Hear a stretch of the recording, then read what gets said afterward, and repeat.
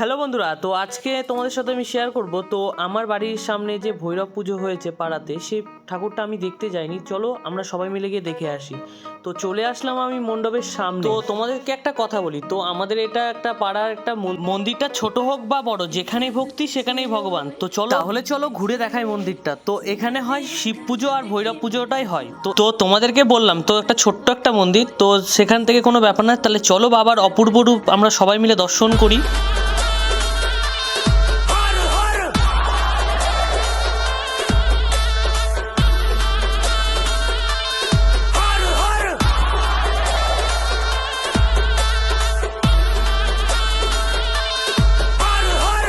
তো তোমাদেরকে দেখালাম তো বাবার অপূর্ব রূপ। তো আজকের মতো ভিডিওটা এতটুকুনি। যদি আমার এই ছোট ছোট ভিডিওগুলো তোমাদের ভালো লেগে থাকে, প্লিজ লাইক করো, কমেন্ট করো, শেয়ার করো।